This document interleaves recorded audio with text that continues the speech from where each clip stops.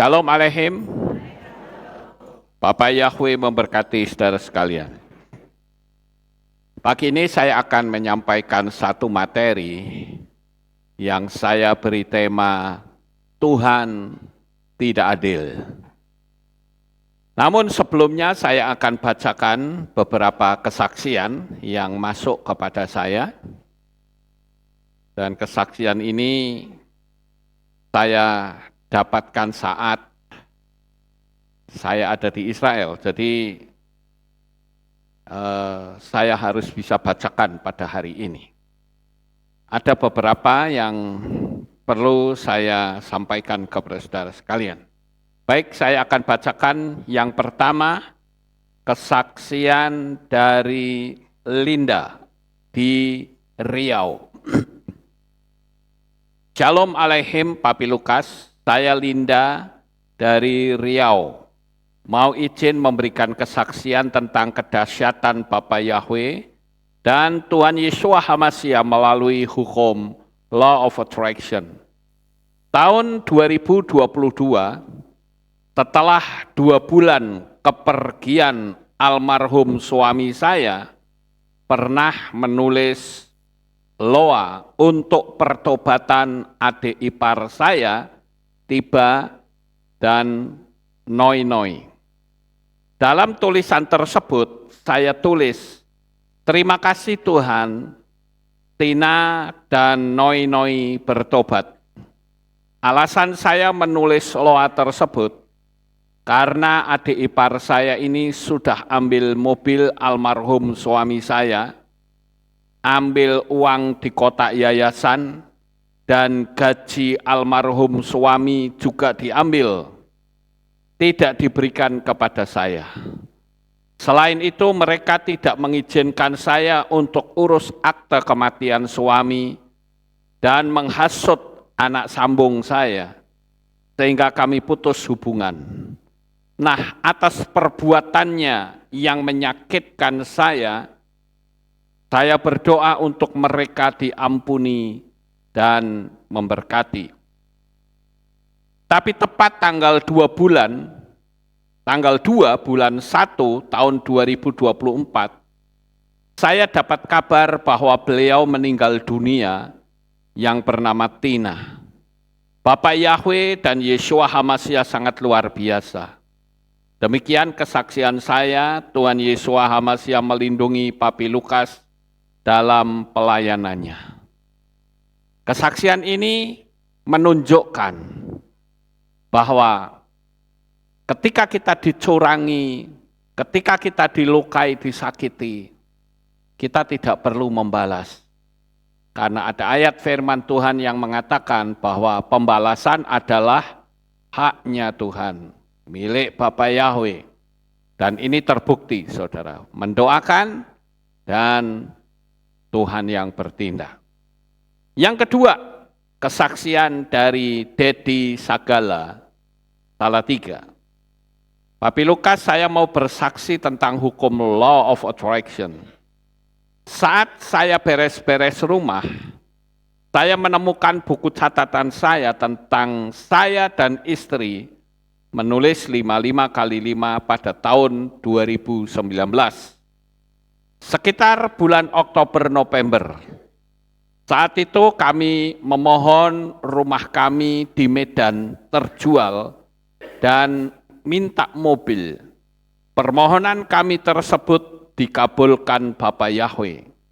Pada tahun 2021 bulan Januari, rumah kami terjual.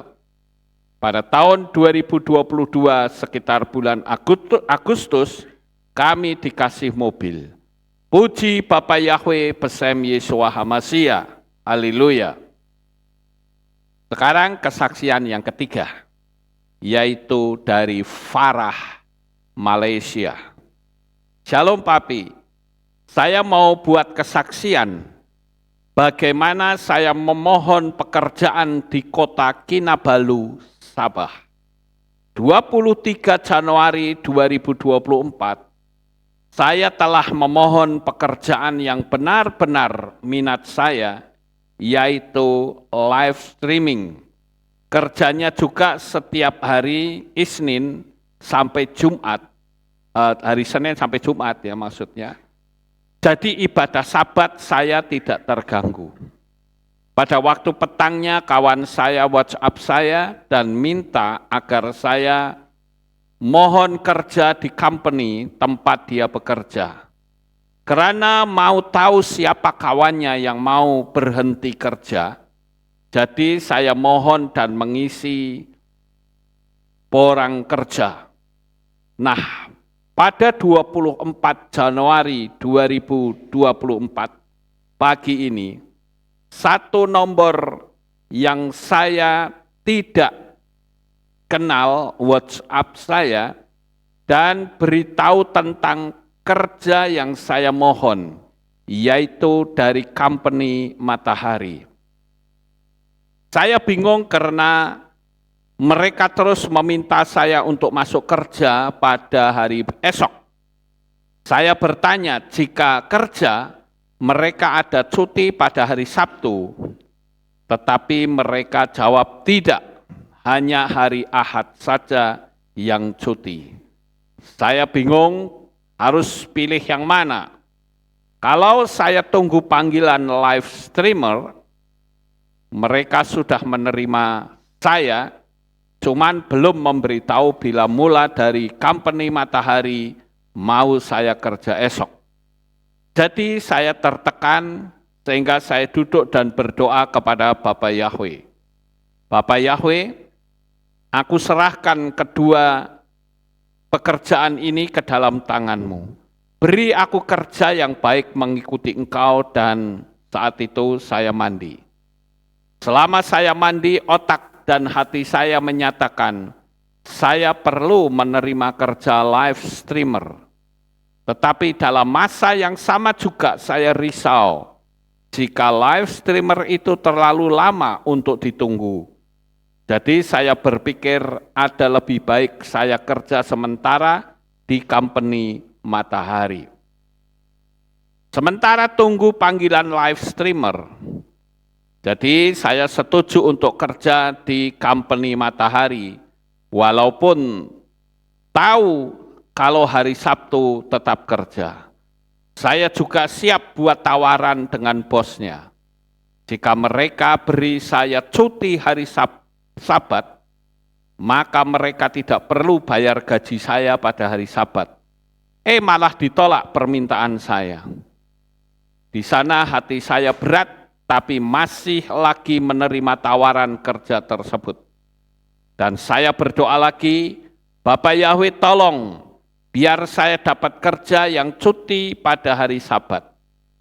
Pada jam 8 malam ini, company live streamer WhatsApp saya dan invite saya ke dalam grup WhatsApp dan inform bila start kerja.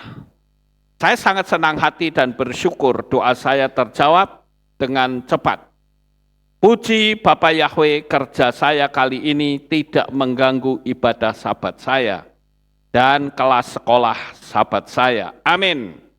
Sekian kesaksian daripada saya, Bapak Yahweh memberkati. Nah sekarang kesaksian yang terakhir, yaitu dari Paula. Paula ini adalah seorang polisi.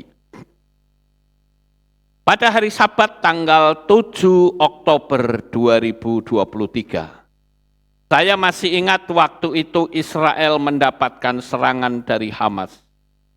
Saya mendapatkan kunjungan dari Ibu Gembala dan beberapa pekerja kehilat lainnya. Juga berturut-turut mendapatkan kunjungan dari rekan-rekan lainnya. Saya sangat bersyukur dan bahagia atas semuanya. Terima kasih Tuhan. Tanggal 9 Oktober 2023, hari Senin dokter menyatakan saya sudah bisa pulang. Tiba di rumah asisten rumah tangga saya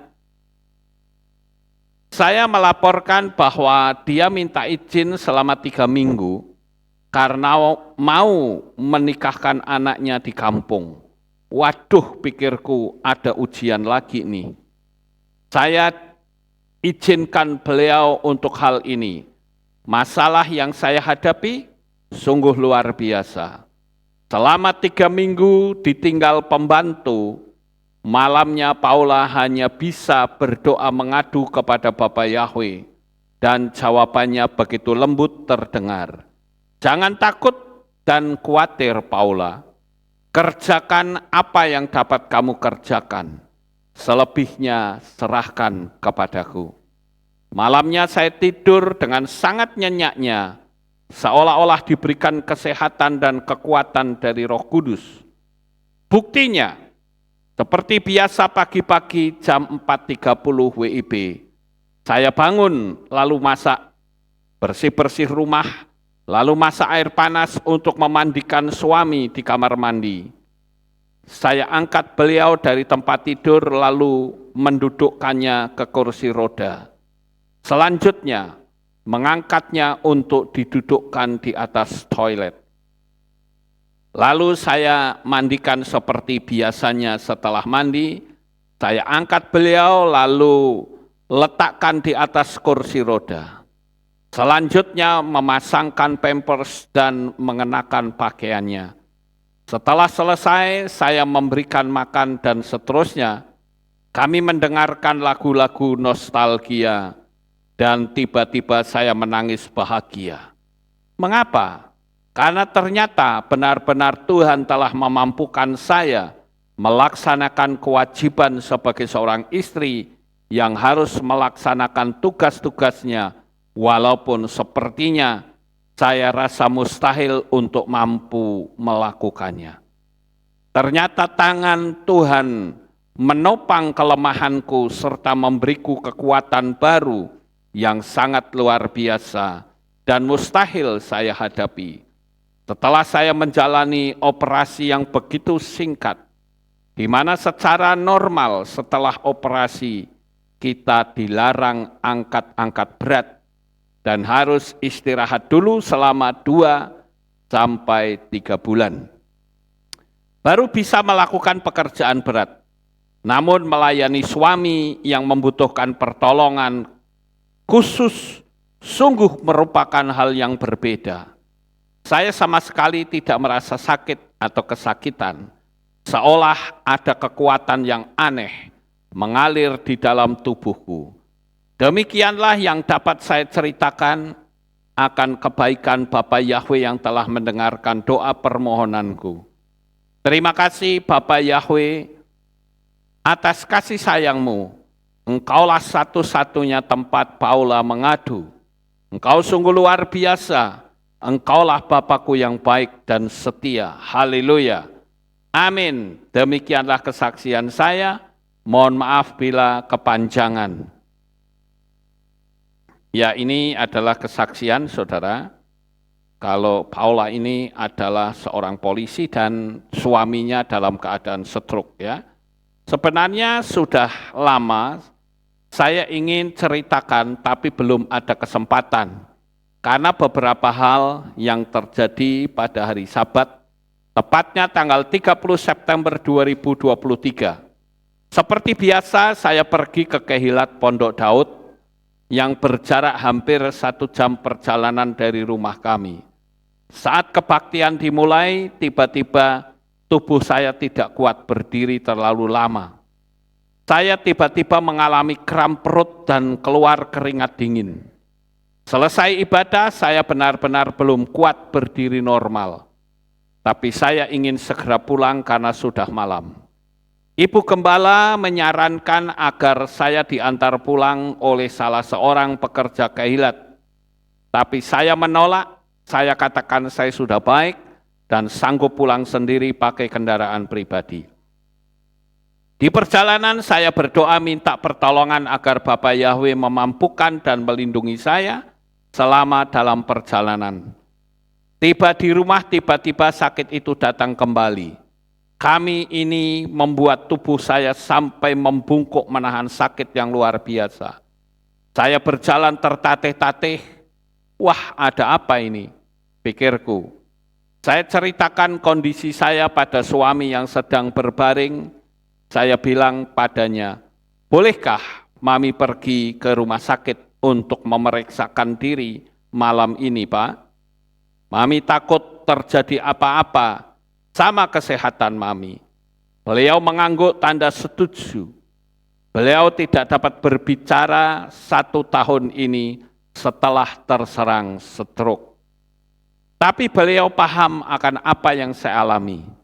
Malam itu juga saya punya firasat, pasti saya akan dioperasi, sehingga saya harus menyiapkan segala sesuatu yang diperlukan nantinya. Setelah semua masuk di koper, langsung saya berangkat ke rumah sakit. Perjalanan lumayan macet parah. Setelah tiba di rumah sakit, saya langsung ke unit UGD untuk mengurus administrasi. Kemudian saya ditangani sesuai standar operation yang berlaku bagi pasien yang datang berobat. Jam 22.30. Tubuh saya yang didorong ke ruangan untuk istirahat. Setelah dipasang 2 infus, akhirnya saya tertidur lelap. Selama 3 hari saya diperiksa dan dimintai keterangan oleh dokter. Akhirnya mendapatkan hasil dari USG, ternyata saya mengidap kista atau tumor jinak seukuran 8,5 cm. Hampir sebesar buah apel, ukuran besar. Dan diperkirakan besok tanggal 5 Oktober 2023, saya harus masuk ke meja operasi untuk diangkat bongkahan daging tersebut. Sejujurnya saya sangat takut, tapi saya selalu berdoa, Bapak Yahweh tolong saya. Kuasai tubuh dan hidup Paula di meja operasi. Saya pasrahkan kepada kuasa Bapa Yahweh. Terjadilah sesuai kehendak-Mu. Operasi berlangsung, saya enggak sadar lagi. Berselangnya waktu, saya ternyata sudah ada di ruang tempat saya beristirahat selama ini. Bagi yang kesaksiannya belum dibaca, tolong bisa diingatkan saya ya. Karena beberapa waktu yang lalu ada beberapa kesaksian yang masuk, tapi saya lupa kesaksiannya siapa. Nah, ini adalah kesaksian dari Paula, seorang polisi yang Tuhan tolong dari penyakit kista. Ya, Bapak Ibu.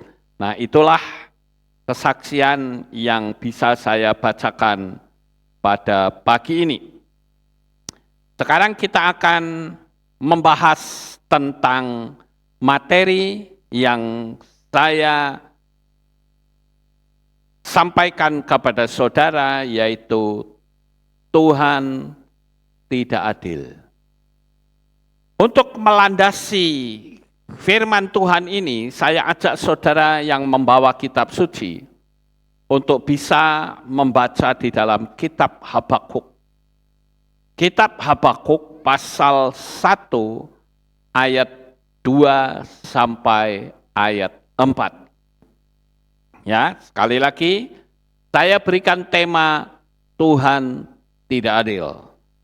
Habakuk 1 ayat 2 sampai 4, demikianlah bunyinya.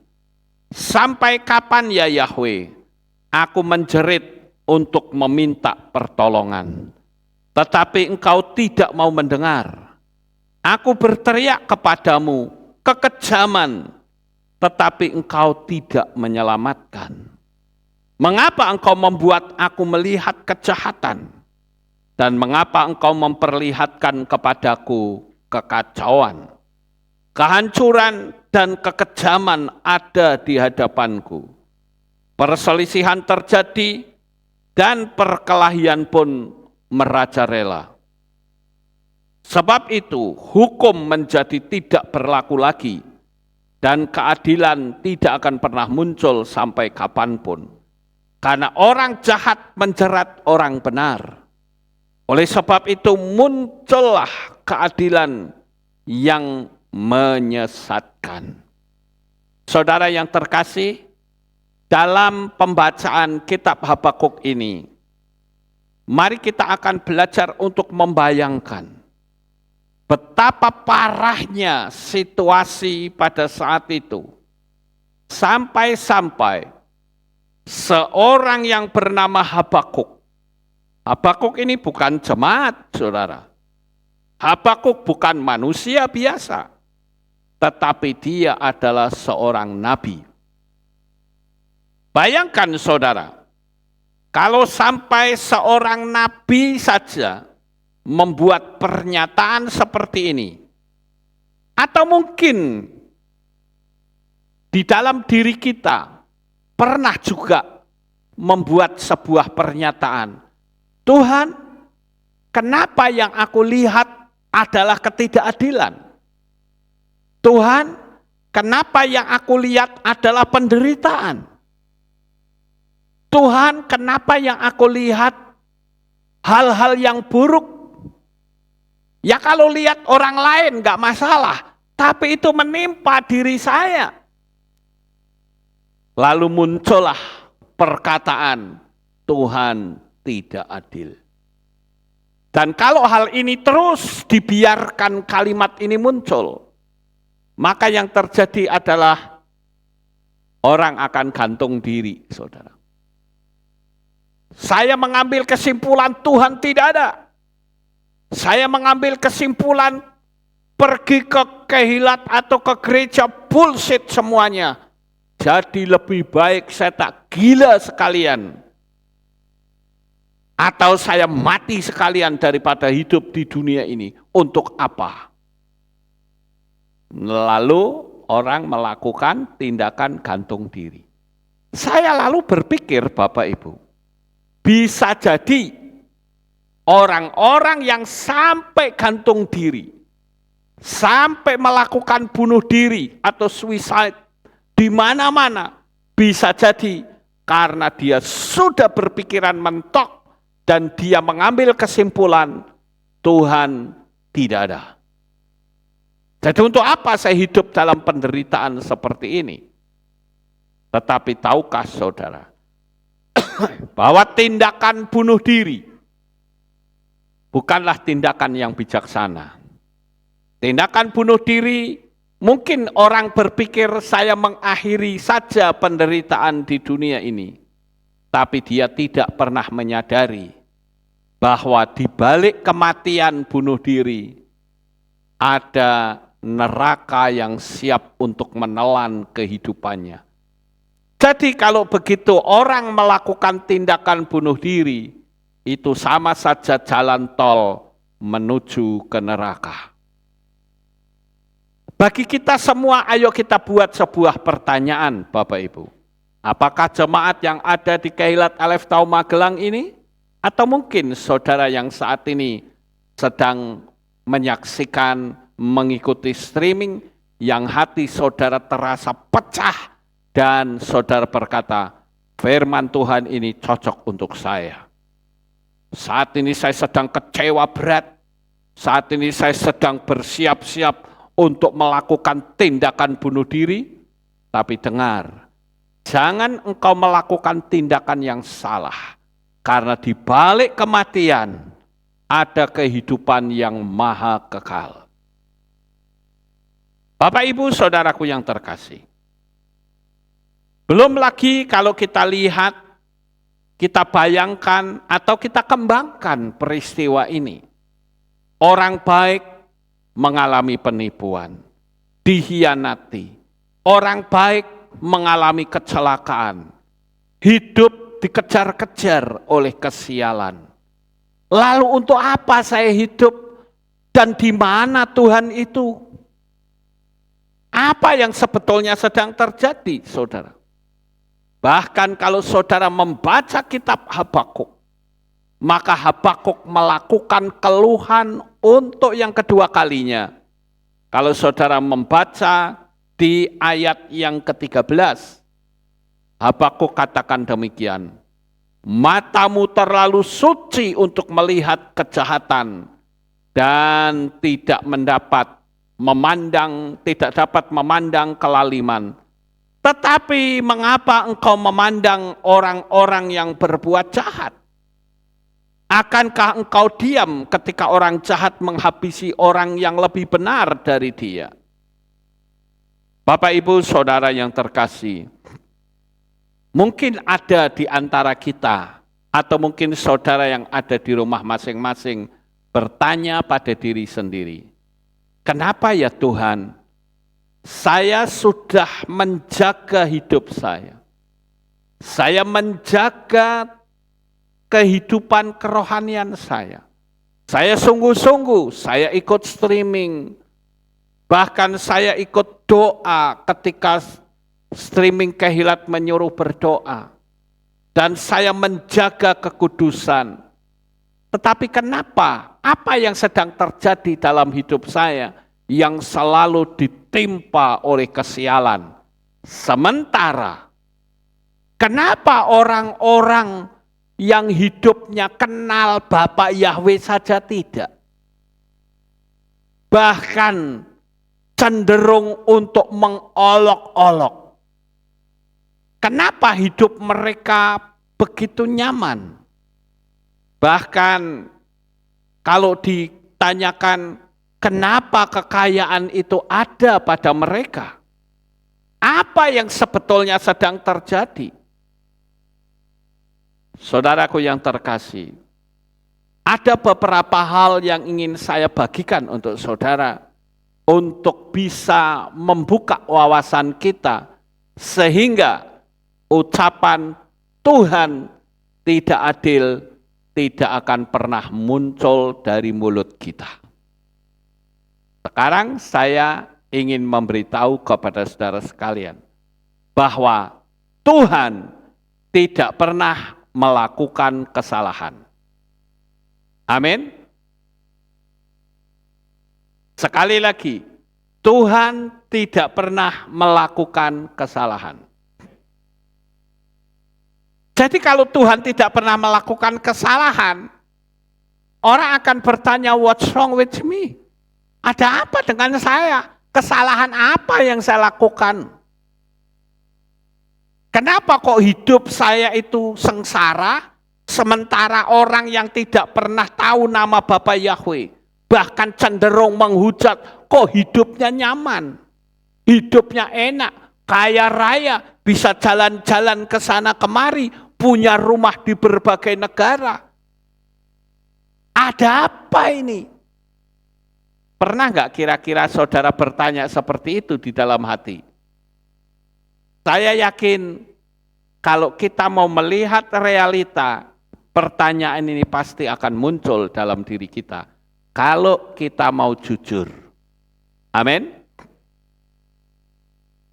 Kalau saudara pergi ke Israel, saudara mampir atau transit di Doha, atau di Muscat, atau di Dubai, saudara akan melihat begitu banyak kemewahan. Coba sekali waktu saudara temui orang kaya itu, tanya, kamu kenal gak nama Yahweh? Mereka akan berkata apa?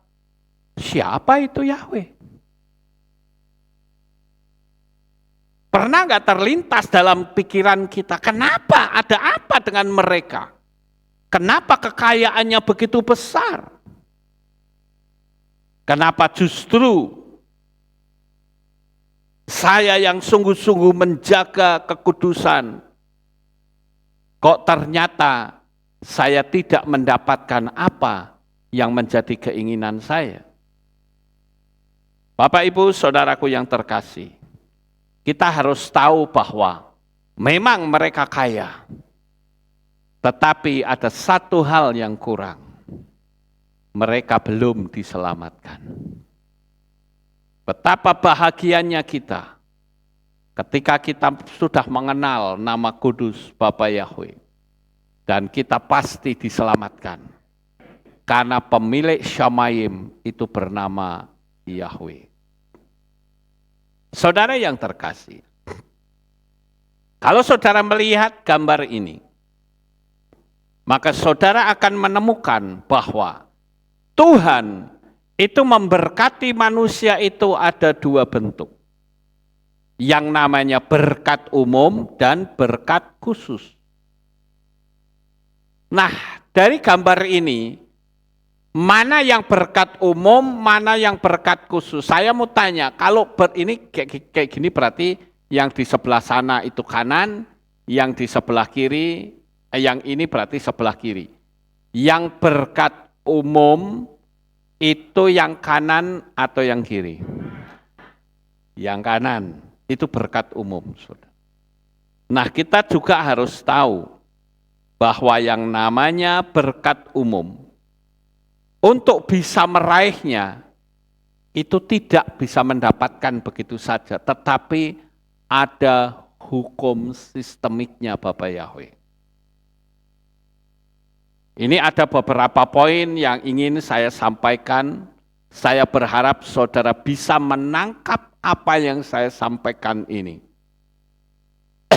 Yang pertama, orang yang tidak percaya Bapa Yahweh bahkan terang-terangan memusuhinya, hidupnya nyaman. Yang kedua, saudara, ini saya katakan ini karena ada pertanyaan kenapa kekayaan ada pada mereka. Seperti poin ini ya, kenapa kekayaan ada pada mereka? Yang pertama adalah orang yang tidak percaya Bapa Yahweh, bahkan terang-terangan memusuhinya, tetapi dia kok bisa memiliki kekayaan yang besar.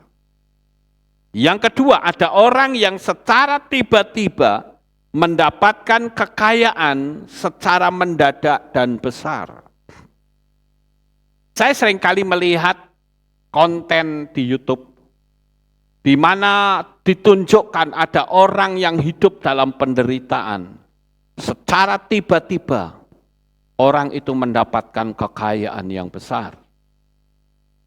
Dan yang ketiga, sementara orang yang menjaga kekudusan, setia ibadah, dan takut akan Tuhan, kok malah hidupnya di bawah garis standar kemiskinan.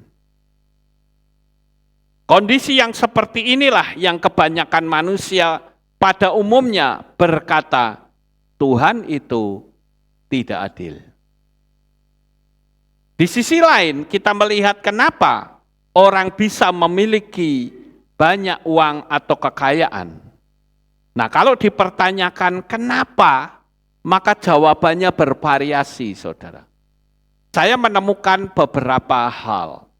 Namun sebelumnya, saya perlu kasih tahu terhadap gambar ini terlebih dahulu.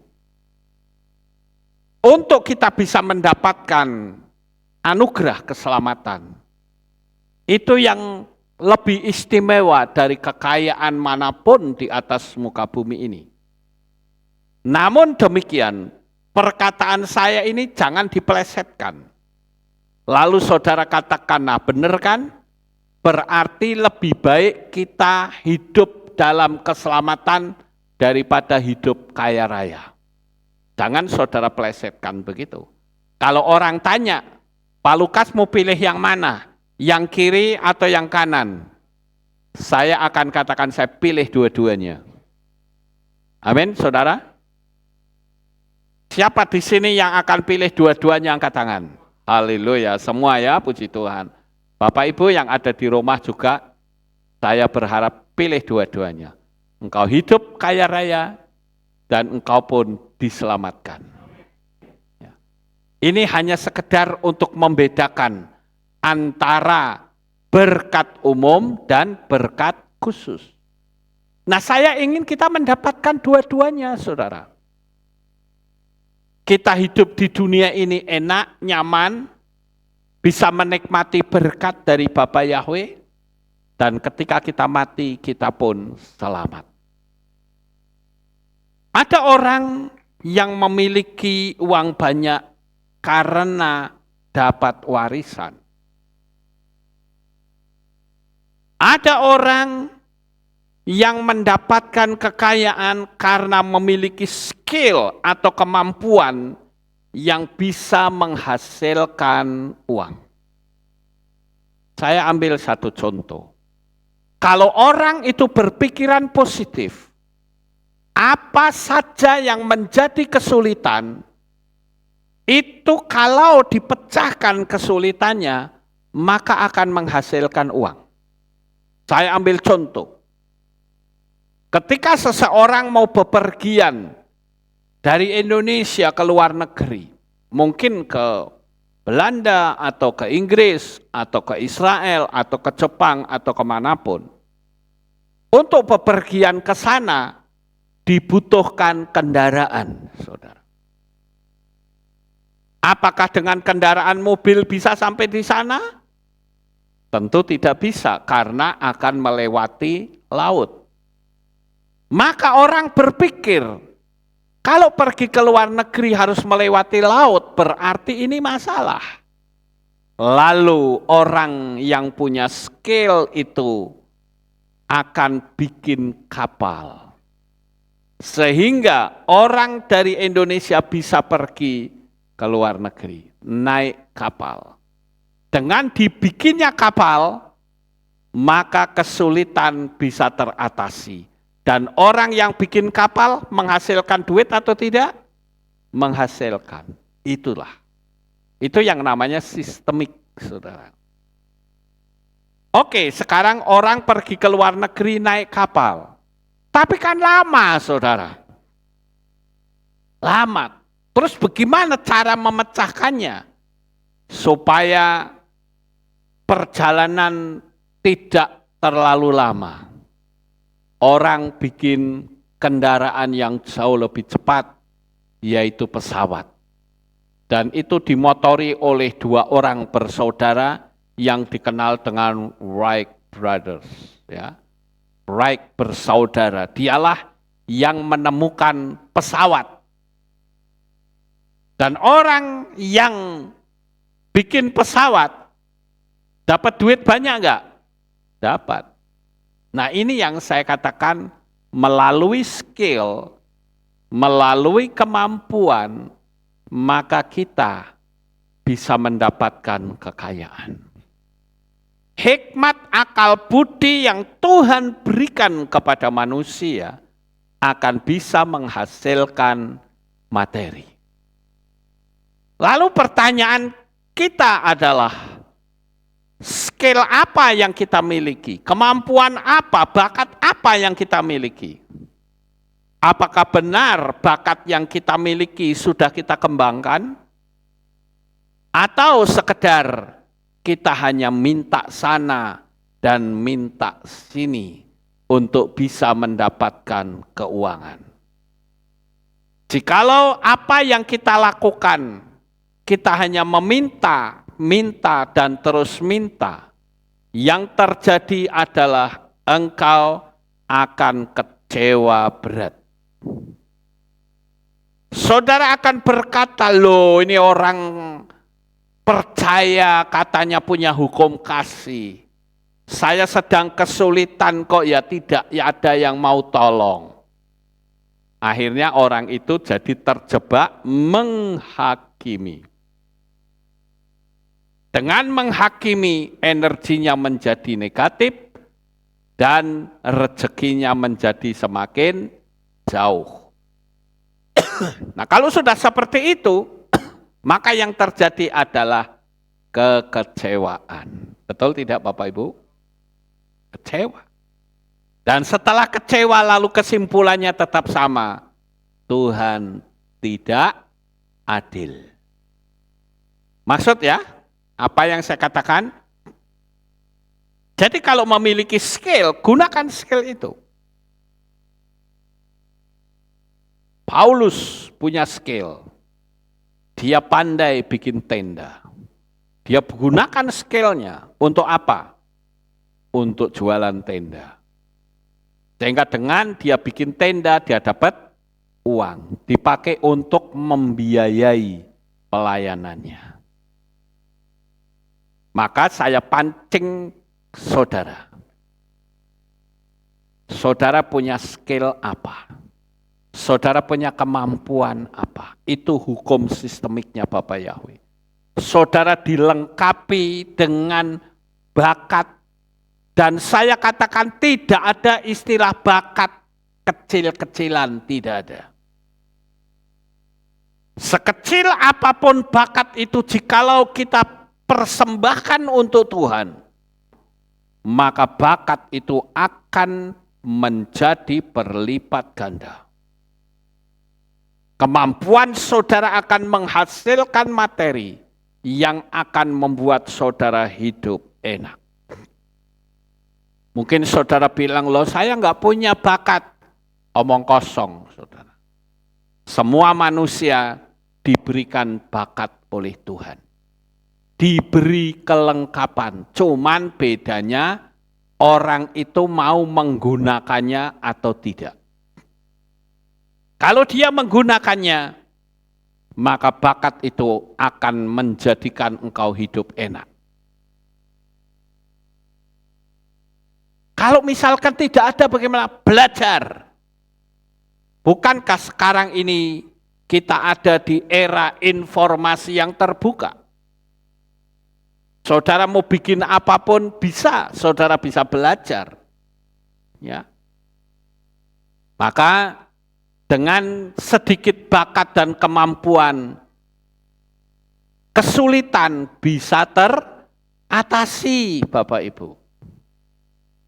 Saya orangnya senang belajar. Makanya ketika kemarin pergi ke Israel, ada 2 orang yang mengalami kesulitan, yaitu kopernya nggak bisa dibuka. Karena nomornya itu lupa, saudara. Ya kalau nggak bisa dibuka, jalan satu-satunya ya dihancurkan kopernya. Ya. Lalu saya dikasih tahu seperti itu, saya bilang gampang, saya bisa membuka tidak sampai 5 menit. Lalu saya lakukan pembukaan koper, saudara. Tidak sampai 5 menit koper itu bisa terbuka. Saya bahkan tak pikir, tak bikin konten aja sekalian. Siapa tahu ada orang yang sulit untuk membuka koper karena nomornya hilang. Atau lupa. Nah, kontennya sudah ada. Cara membuka koper yang nomornya lupa. Itu artinya apa? Saya punya skill, saya bagikan. Akibatnya yang seharusnya sulit, yang seharusnya tidak bisa ganti pakaian kalau mandi, karena tertutup akhirnya bisa dibuka. Nah, ini yang saya katakan, semakin kita mengembangkan skill atau kemampuan, maka kesulitan itu bisa teratasi. Kemudian yang ketiga, saudara. Mungkin saudara tidak punya kemampuan yang lebih. Fisik saudara mungkin tidak memungkinkan. Tapi saudara punya hati yang baik. Saudara bisa mengembangkan perbuatan baik saudara. Keramahan saudara. Kemurahan hati saudara. Sehingga dengan demikian orang bisa bersimpatik kepada saudara dan tentu saja Tuhan bisa menggerakkan hati orang-orang untuk memberkati hidup saudara. Bisa atau tidak? Bisa. Jadi saya katakan apapun di atas muka bumi ini kita hidup, sebetulnya kita bisa menghasilkan berkat. Cuman bedanya kita tidak mau bertindak. Tiap manusia itu punya hati nurani yang baik. Tetapi sayang sekali, lebih banyak digunakan hati yang jahatnya daripada baiknya. Betul atau tidak? Saya sering melihat orang lebih suka untuk mempergunjingkan orang lain. Orang lebih suka untuk menghakimi orang lain. Orang lebih suka untuk menonjolkan kepahitan hati ketimbang kebaikan hati. Apakah hal itu bisa mendatangkan berkat? Tidak. Yang terjadi justru sebaliknya. Orang menjadi kecewa dengan hidup kita. Beda pendapat saja saling memusuhi. Lucu kan, saudara? Saya punya banyak perbedaan pendapat dengan teman-teman. Tapi dijauhkan hati saya menjadi cacat untuk memusuhi orang lain. Tidak boleh. Karena kita akan berurusan bukan dengan manusia, tetapi kita berurusan dengan Bapa Yahweh. Enggak usah jauh-jauh lah suami istri saja. Suami istri bisa enggak beda pendapat? Sangat bisa bahkan. Lawang dididik saja beda kok. Yang laki dididik dengan polanya sendiri. Yang perempuan dididik dengan polanya sendiri. Sekarang disatukan. Bisa enggak suami istri saling toleransi? Kalau tidak ya terjadinya pertengkaran. Setelah bertengkar, bubar cerai. Ya saudara, ini yang sering terjadi. Makanya segala apapun di atas muka bumi ini punya hukum sistemik. Saudara punya kebaikan, tonjolkan kebaikan saudara. Bukan malah keburukan yang saudara tonjolkan. Makanya di poin yang kedua ini perlu dipertanyakan. Ayo kalau saya tanya kepada saudara, adakah saudara punya hati yang pahit dengan orang lain? Kalau saudara tanya sama saya nggak punya kepahitan hati dengan siapapun. Karena saya akan terus jaga agar ketika Yesua datang, saya kedapatan hati saya tidak bercacat celah. Sekarang yang keempat. Orang yang selalu berpikir positif dan melakukan hukum law of attraction dan semua komponen-komponennya. Bapa Yahweh itu memberikan manusia itu hikmat, kepandaian, akal budi, dan manusia harus menggunakan hikmat itu untuk bisa dijadikan materi. Setidaknya saudara bisa menebarkan kebaikan untuk orang lain. Atau mengatasi kesulitan diri sendiri dan dapat menjadikan apapun sesuka diri kita. Seperti saya ambil contoh yang tadi saya ceritakan. Membuka koper yang nomornya hilang. Saya yakin banyak di antara saudara kalau saya tunjukkan koper yang nomornya saudara tidak tahu saja nggak akan bisa buka. Tapi saya bisa buka saudara. Tapi jangan dipelesetkan. Lalu saudara bilang, wah Pak Lukas ternyata punya bakat maling juga ternyata. Enggak begitu saudara. Ya. Tetapi saya pergunakan untuk hal-hal yang baik, saudara.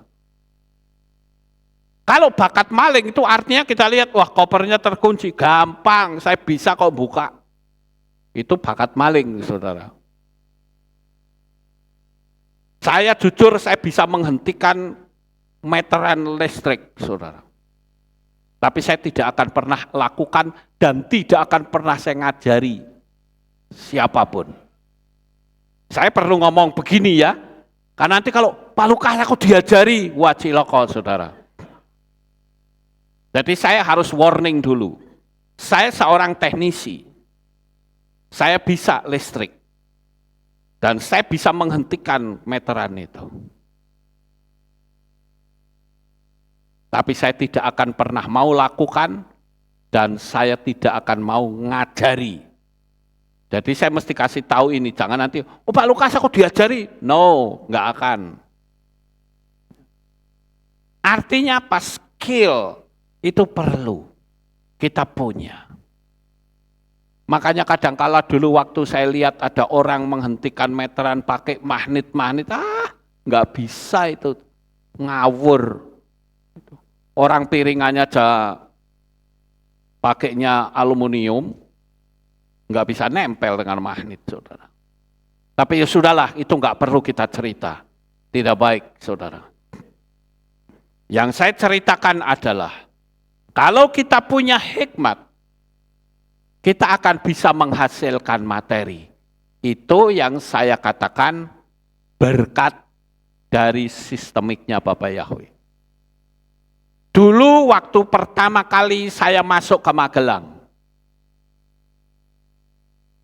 overhead projector itu masih yang lama punya, itu yang mereknya Elmo, saudara.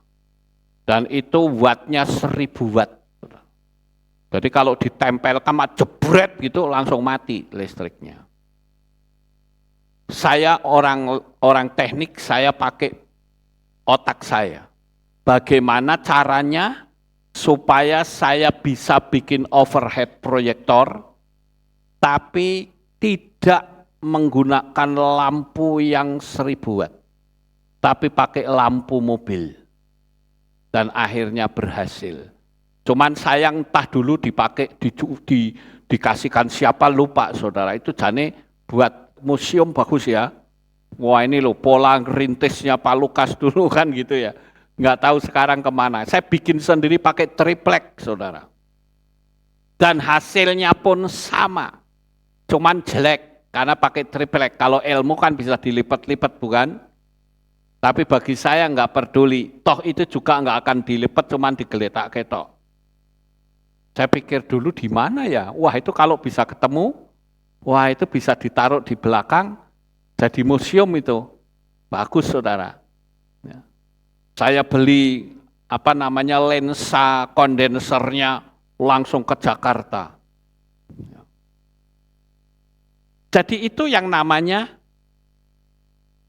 dengan hikmat kita bisa menambah penghasilan. Contoh misalnya, orang matanya bular. Ya, tahu bular? Ya, bureng-bureng kayak gini. Ini kalau saya buka gini, waduh, nggak fokus, saudara, bureng, saudara. Tapi begitu pakai kacamata, wah bisa jelas, saudara. Dan ternyata orang yang bisa membuat kacamata itu juga bisa menghasilkan uang. Kacamata frame saja itu bentuknya aneh-aneh, saudara. Ada yang bentuknya waru, ada yang bentuknya tipis, cuman hanya dua lubang tok itu loh, saudara. Bisa bermacam-macam. Itu pun bisa menghasilkan uang. Nah itu yang saya katakan hukum sistemiknya Bapak Yahweh. Enggak cuman kita duduk bermalas-malasan, ungkang-ungkang kaki sambil kipas-kipas. Pergunakan skill atau kemampuan yang saudara miliki. Ya. Kemudian kita lihat kita bisa menikmati lampu seperti ini. Itu juga karena ada orang yang mau berpikir. Walaupun sampai mengalami kegagalan 10.000 kali, tetapi dia tidak menyerah. Dan akhirnya kita bisa menikmati lampu. Malam hari enggak pakai obor, saudara. Makanya saya katakan, hidup kita itu jauh lebih enak dari hidupnya Salomo. Ngerti enggak, saudara? Salomo kekayaannya besar, tapi enggak punya listrik. Salomo juga enggak pernah naik pesawat terbang. Tapi kita tidak sekaya Salomo, tetapi kita bisa nikmati pesawat. Kita bisa nikmati listrik. Kita bisa nikmati mobil. Zaman Salomo nggak ada mobil, saudara. Naik onta boleh, naik kuda, naik bagal, ya toh. Kita bisa nikmati mobil, saudara. Artinya hidup kita lebih nikmat dari Salomo. Maka saya mensyukuri, saudara.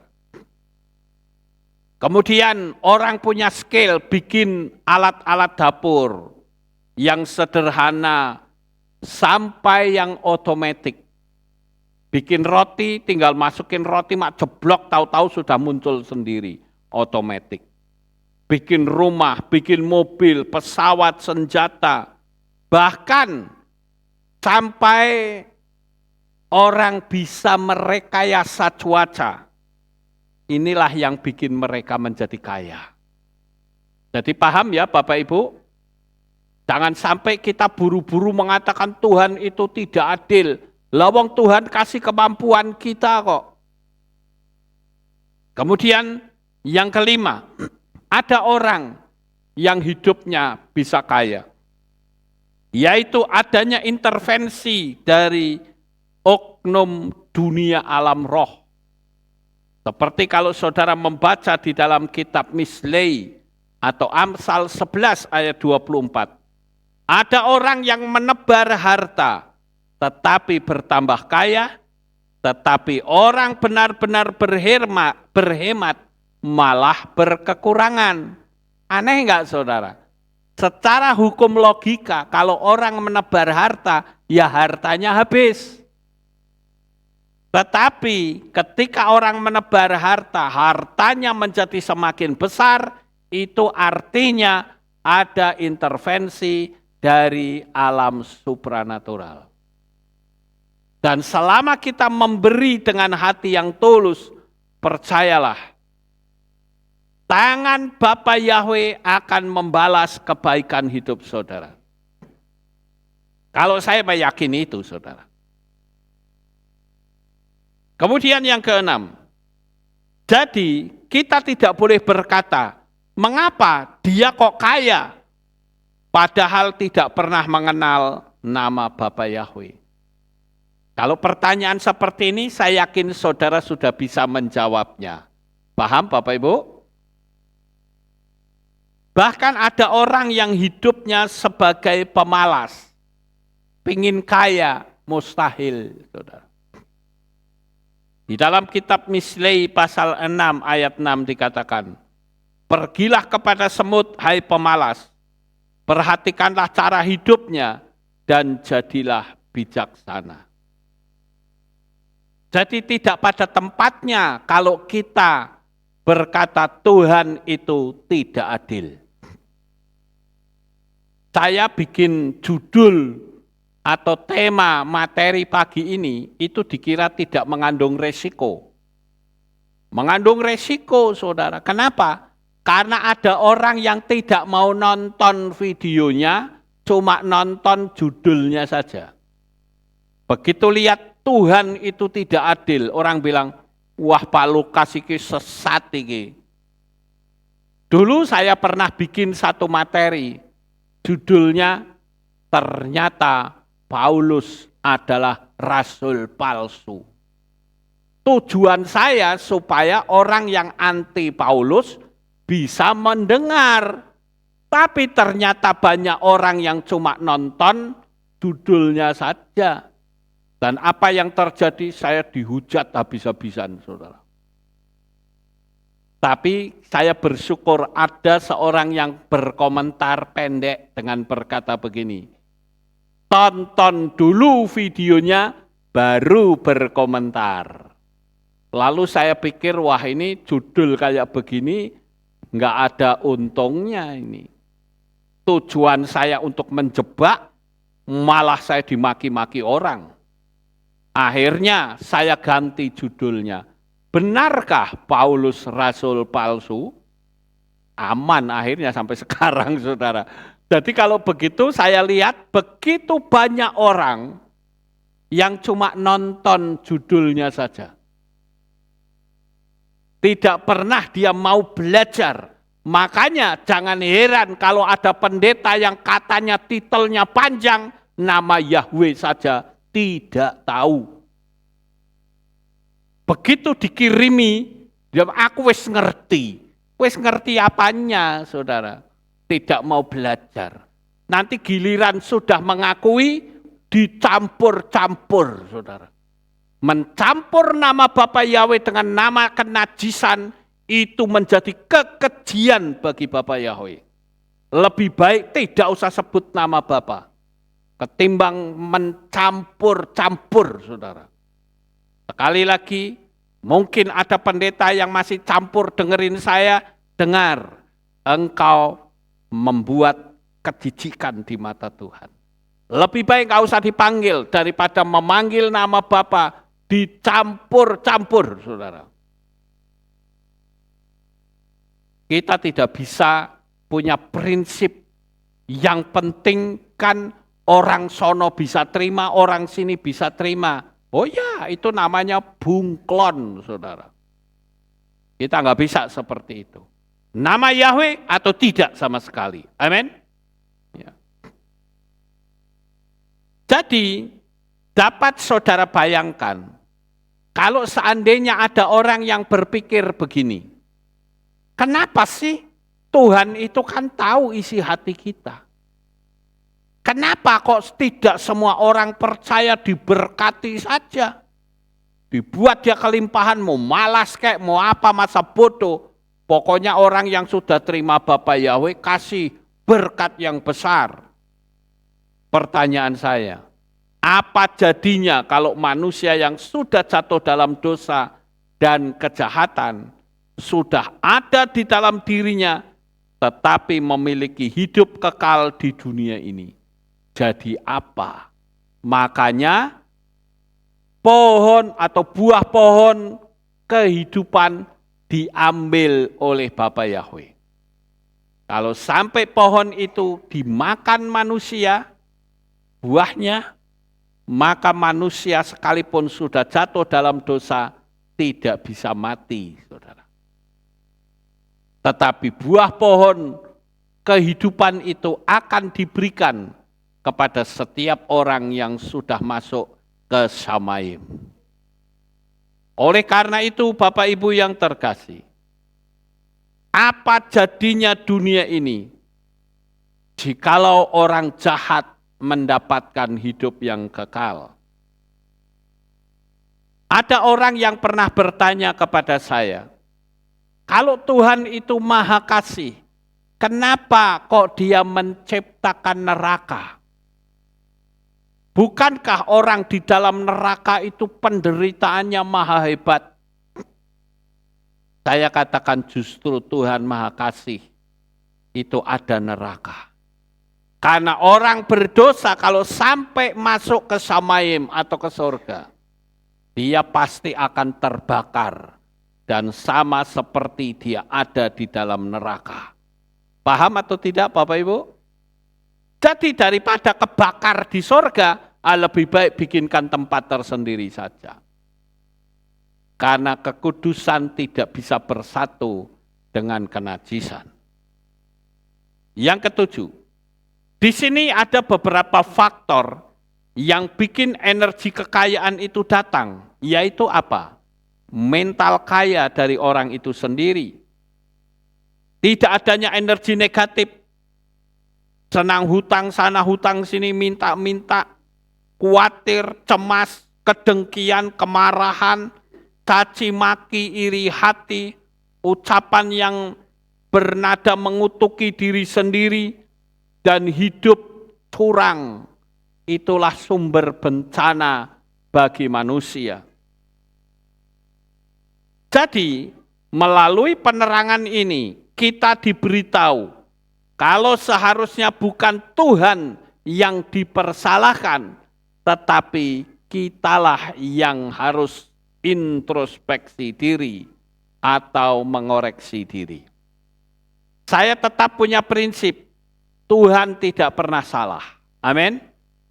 Tuhan tidak pernah salah. Tuhan itu memiliki hukum sistemiknya yang digunakan untuk menarik kekayaan. Hukum sistemiknya dipakai untuk menarik kesehatan, untuk menarik damai sejahtera dan lain-lain. Maka yang seharusnya kita pikirkan adalah bagaimana saya bisa hidup dengan tetap bertahan dalam hukum sistemiknya Tuhan, bukan malah menyalahkan Tuhan kalau Dia tidak adil.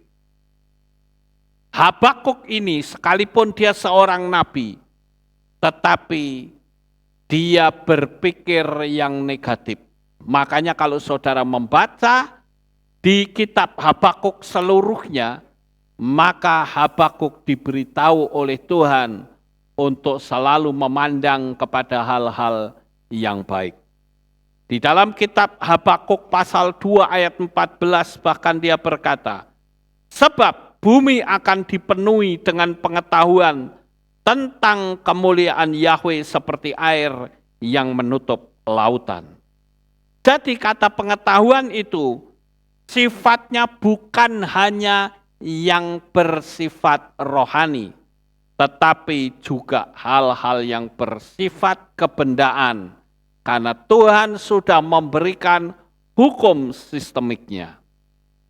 Makanya saya katakan, coba saudara bayangkan, jika orang jahat, orang yang memendam rasa dendam, kepahitan hati dan lain-lain, dapat kekayaan besar, maka dunia ini akan sangat berbahaya.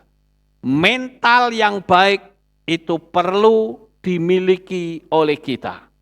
Maka saya katakan, bersiaplah hidupmu diberkati oleh Bapa Yahweh dengan mental yang baik. Ketika saudara bermental baik dan hidupmu diberkati dengan kekayaan besar, maka orang di sekitarmu akan merasakan sejahtera dan sukacita. Tapi berbeda kalau hatimu jahat, maka diberkati dengan kekayaan besar karena engkau melakukan hukum sistemiknya Bapa Yahweh, maka hidup orang di sekitarmu akan sengsara karena mentalnya pasti mental penindas. Nah, jadi kesimpulannya adalah, jika saudara ingin hidup kaya raya, gunakan hukum sistemiknya Bapa Yahweh. Karena ini adalah yang disebut dengan berkat umum. Sama seperti adanya matahari dan hujan. Itu berlaku secara umum, siapapun akan mendapatkannya.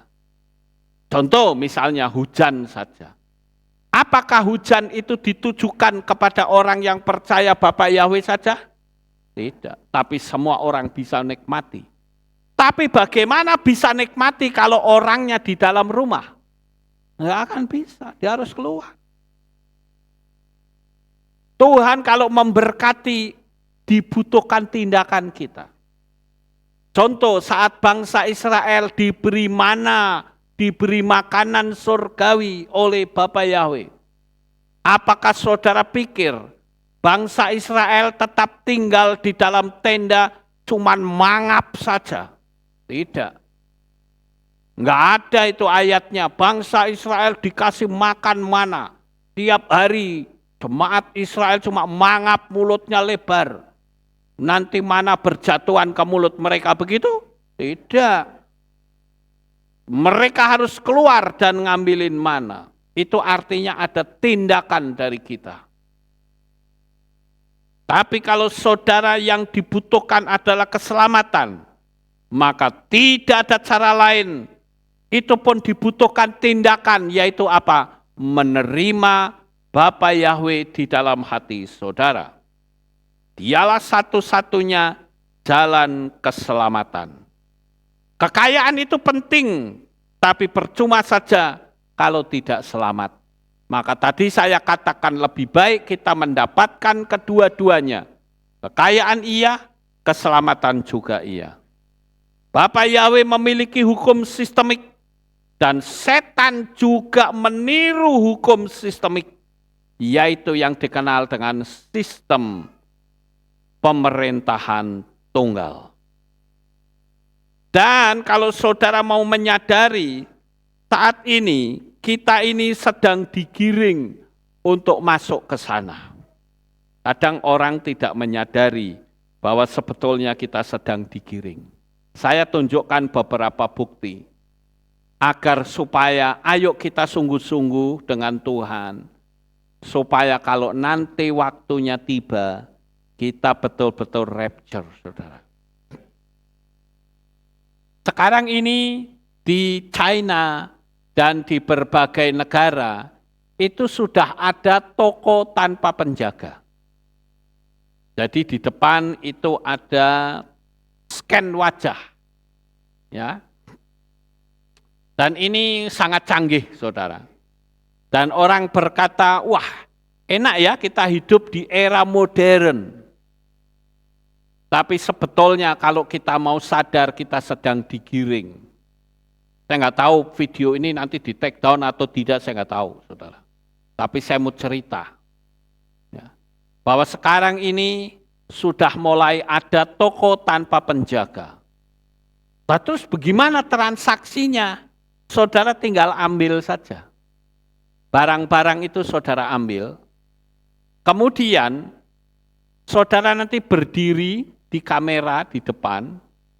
Wajah saudara waktu masuk saja itu wajah saudara harus di-scan. Baru nanti pintunya terbuka. Kayak orang pakai jeglek gitu ya. Nah itu begitu wajah saudara di-scan, sekarang kan seperti itu, di imigrasi kan begitu saudara. Waktu kemarin saya lihat, wah ini imigrasi sudah pakai scan wajah semua. Begitu di-scan wajah, paspor ditempelkan, langsung jeglek buka. Orang tinggal jalan. Sampai saya tanya sama petugas imigrasinya, Pak lah ini kok berarti paspor saya nggak di-stempel. Oh sudah Pak, sudah kena stempel. Oh, berarti saudara, semua kita sudah digiring masuk ke situ. Beli belanjaan, saudara sudah masuk tinggal beli belanjaan, tinggal belanjaan saudara tunjukkan sama kamera. Nanti begitu sudah selesai, langsung muncul angka berapa saudara harus bayar. Lalu bayarnya pakai cash? Tidak. Pakai cashless, tanpa fisik. Saudara tinggal tunjukkan saja. Kalau yang sekarang ada yang sistem modern, yaitu dengan apa? Tunjukkan scan di tangan atau di dahi. Sudah digiring, persis seperti kitab Gilyahna. Nah kalau saudara nggak punya tanda bilangan binatang itu, ya silahkan Anda keluar, nggak usah bawa barang. Digiring pelan-pelan saudara.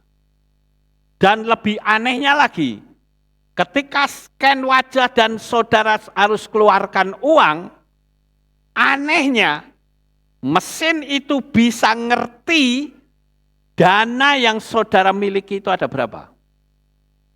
Yang jadi pertanyaan adalah, dari mana mereka tahu dana kita ada sekian-sekian? Karena semua itu sudah di-link menjadi satu, maka yang nanti akan muncul sistem pemerintahan tunggal. Ini yang orang suka menyebut dengan istilah smart city, kota yang cerdas. Dan ini sudah mulai dilakukan, saudara. Saya sedikit agak keluar dari apa yang tadi saya katakan, agar saudara bisa tahu inilah kondisi dunia sekarang. Dan saya katakan hidup kita itu dikontrol atau diawasi secara ketat via artificial intelligence. Selama 24 jam terus-menerus. Saya mendapatkan berita kalau di China itu dipasang ratusan juta kamera di mana-mana, saudara. Jadi kalau saudara melakukan kejahatan di China, mau lari kemanapun, saudara akan kena. Tak wajah-wajahnya ketahuan, saudara. Nah ini wajah-wajah orang yang terdeteksi langsung bisa memunculkan nomor. Nah nomor itu yang nanti akan dilingkan ke sistem yang akan menunjukkan nama orang tersebut dengan alamat dan data-data pribadi saudara terbuka semuanya di situ. Maka saya sering mengatakan, tujuan akhir kita hanya sampai rapture. Ingat baik-baik itu saudara. Sekali engkau ketinggalan, bersiap-siaplah untuk menjadi gembel, saudara. The coming one world religion. Nah, ini sudah mulai, saudara. Sistem agama tunggal itu sudah mulai dimunculkan di mana-mana. Saudara lihat, a one world religion is coming. Sudah datang sekarang. Sudah diresmikan. One world religion ini. Dan nanti kita akan, ya bukan kita ya, sorry ya. Nanti orang akan bertemu dengan sosok-sosok itu yang di bawah. Itulah untuk pusat pemujaan saat setelah rapture. Saya bukan nakut-nakuti saudara. Saya ingatkan, bagi saudara yang belum termeterai atas nama Bapa Yahweh, Yeshua HaMashiach, segera dimeteraikan. Jangan sampai saudara ketinggalan. Ingat, meteraimu, meterai yang salah. Sekali lagi, engkau jangan berkata, aku sudah dimeterai dulu.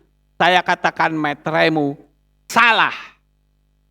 Karena nama itu nantinya akan tuntut kita di kursi pengadilan Tuhan, saudara. Saudara tahu orang yang bernama Elon Musk? Tahu nggak Elon Musk itu siapa? Elon Musk itu pun sudah membuat sebuah pernyataan. Ini pernyataan dari Elon Musk. Prepare now. Siap-siap sekarang katanya, ya.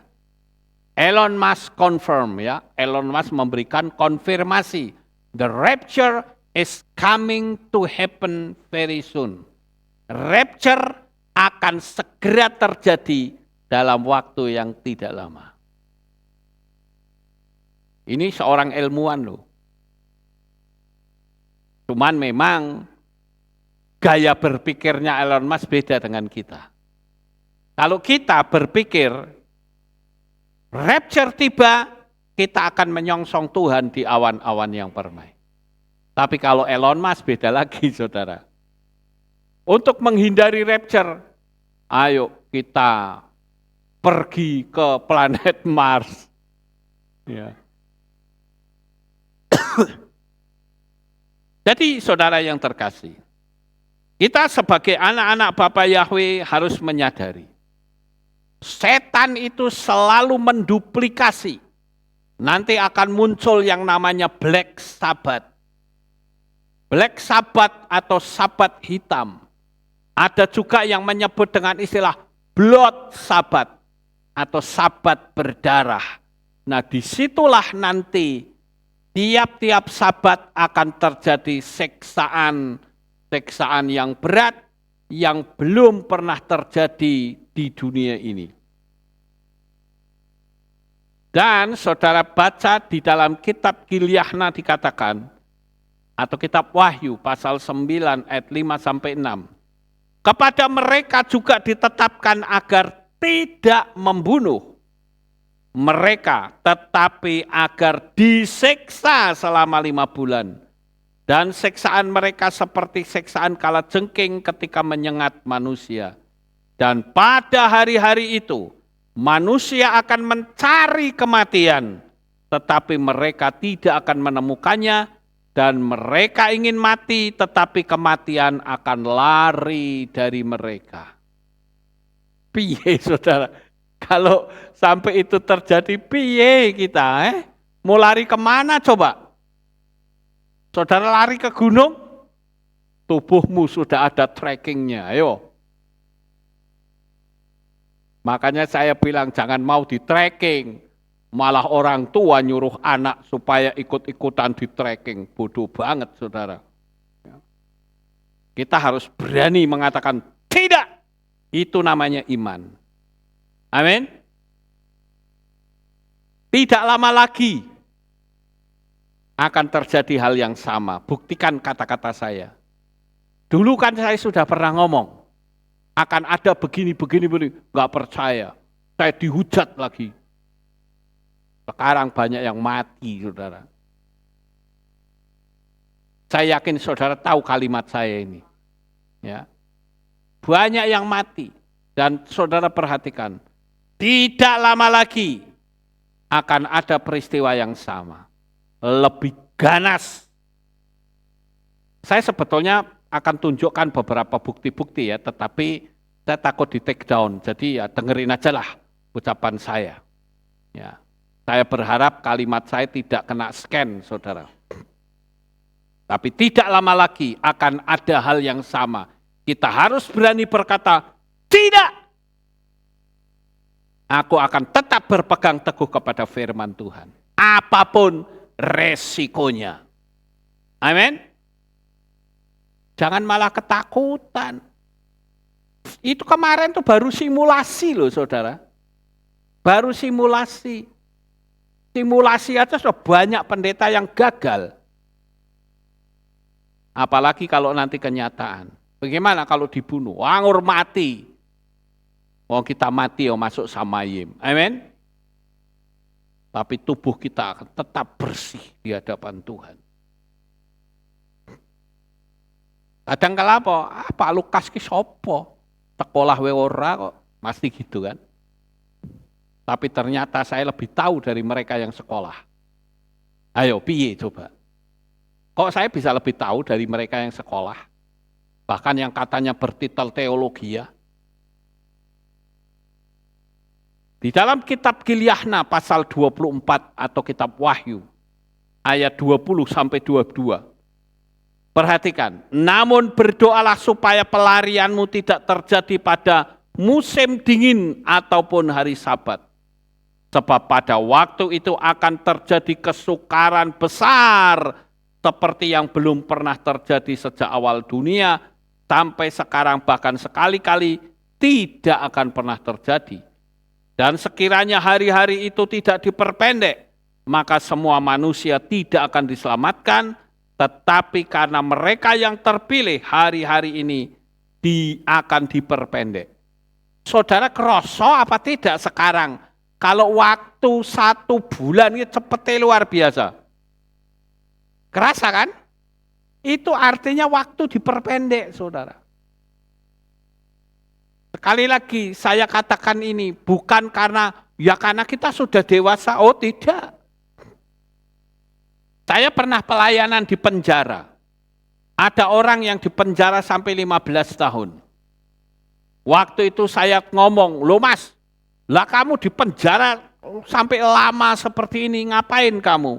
Saya bunuh orang om. Lama banget 15 tahun. Ya katakan apa? Enggak lama. Saya tunggu karena hari-hari ini cepat. Bayangin saudara, orang di penjara itu kan hari terasa lama bukan? Tapi dia bisa katakan enggak lama kok. Luar biasa saudara. Jadi saya katakan peristiwa yang kemarin itu hanyalah simulasi. Nanti akan ada yang namanya virus X. Buktikan ya kata-kata saya. Buktikan saja. Akan ada yang namanya virus X atau virus X. Dan itu nanti akan terus digiring sampai yang nantinya akan disebut manusia zombie. Ya. Maka saya katakan bersiap-siaplah. Waktunya sudah tidak lama. Bapak Yahweh itu cinta kepada kita. Saudara cari duit atau saudara mau menghimpun dana, tidak salah. Saya katakan tidak salah. Tapi kalau sampai engkau ketinggalan, maka kekayaanmu yang besar akan jadi nol. Kecuali kalau saudara ikut yang di bawah itu. Ya, maka saudara akan bebas. jadi membernya mereka, saudara. Ingat, saya sudah memberitahu loh, peristiwanya belum terjadi bukan? Tapi pasti terjadi. Seperti dulu saya sudah katakan, pasti terjadi. Enggak percaya, malah saya dihujat, karepmu. Sekarang mereka ngerti semua. Yang tadinya menghujat, diem semuanya. Saudara. Sekali lagi saya ingatkan, waktu kita tidak lama. Bersungguh-sungguhlah kepada Bapa Yahweh. Setialah, jangan sampai ketinggalan. Dan kita akan menyongsong Tuhan di awan-awan yang permai. Sukses besar untuk saudara. Bapa Yahweh memberkati. Haleluya. Kita tunduk kepala, kita berdoa. Kami mengucapkan terima kasih dan syukur kepadamu ya Bapa. Pada saat ini kami bersama-sama telah mendengarkan renungan firman-Mu. Kami tidak lagi berani berkata engkau tidak adil. Karena engkau justru sumber keadilan. Dan kami ingin menjalankan hukum sistemik-Mu. Sehingga kehidupan kami menjadi semakin lebih baik. Dan Bapa Yahweh memberikan pertolongan atas kami. Terima kasih Bapa, terpujilah Engkau di dalam nama Adonai Yeshua HaMashiach. Kami sudah berdoa. Semua berkata, amin. Tidak ada pengumuman, saya hanya akan membacakan ucapan terima kasih.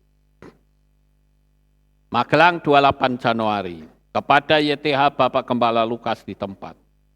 Shalom Aleichem. Bersama ini saya Ibu Maria pribadi atau Ibu Sin mengucapkan banyak terima kasih kepada Bapak Ibu Gembala KPI Aleftol, tim kunjungan Divisi Lansia, Divisi Wanita, Divisi Asyar, Divisi K3, Divisi Ibadah Anak, dan Divisi Ibadah Raya. Dan semua jemaat Aleftol yang tidak bisa saya sebutkan satu persatu. Atas segala doa dan perhatian, baik secara materi maupun spiritual. Sejak saya sakit hingga saya pulih saat ini, kiranya Bapak Yahweh yang membalas semua kebaikan Bapak Ibu Saudara sekalian. Demikian ucapan terima kasih ini saya buat. Bapak Yahweh memberkati kita semuanya. Amin. Hormat saya Maria pribadi. Inilah ucapan terima kasih dari Cik Sin, saudara. Mari kita akan akhiri kebaktian kita. Saya mengundang jemaat Tuhan kita bangkit berdiri. Kita tutup dalam doa. Terima kasih Bapak Yahweh. Selesai sudah ibadah kami. Dari awal, pertengahan, sampai pada akhirnya. Sebentar lagi anak-anak-Mu akan kembali pulang ke rumah mereka masing-masing. Jaga lindungi peliharakan mereka sampai di rumah dengan selamat. Akan kembali pada jam-jam ibadah mendatang di dalam ikatan tali kasih-Mu. Terima kasih ya Tuhan, inilah doa syukur yang kami naikkan. Di dalam nama Adonai Yeshua HaMashiach, kami sudah berdoa. Mari kita angkat tangan kita dan kita akan menerima berkat Kohanim. Haleluya. Yevarecheka Yahweh wa yishmereka.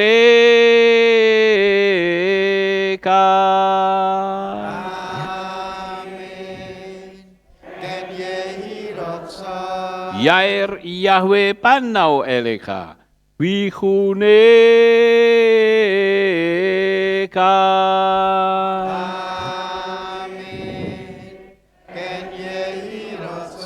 Yesa Yahweh panau eleka, wayashem lecha, shalom.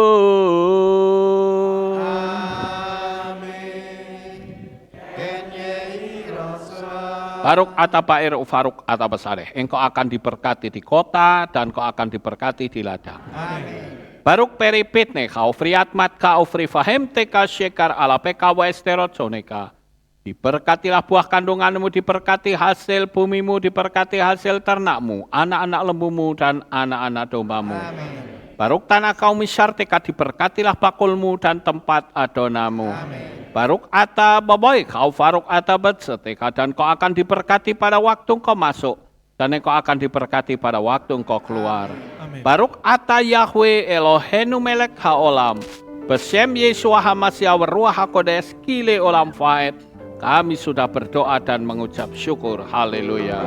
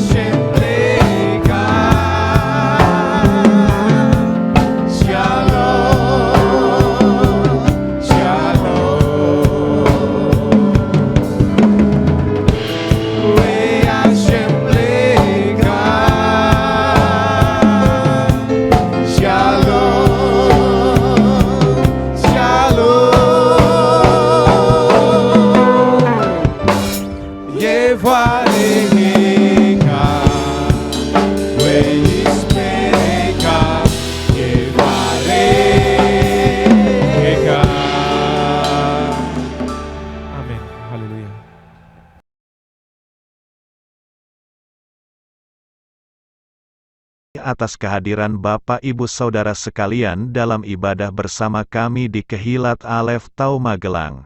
Doa saya Bapa Yahweh memberkati dengan kesehatan yang sempurna, damai sejahtera dan berkat materi yang semakin melimpah. Kami menunggu kembali kehadiran Bapak Ibu Saudara sekalian pada jam yang tersedia. Hari Sabat jam 5 pagi, hari Minggu jam 6 pagi, hari Rabu jam 6 sore. Siap sedialah sebagai mempelai Hamashiach untuk menyambut kehadiran mempelai pria kita yaitu Adonai Yeshua HaMashiach di awan-awan yang permai. Amen lehitraot. Shalom, sampai jumpa kembali.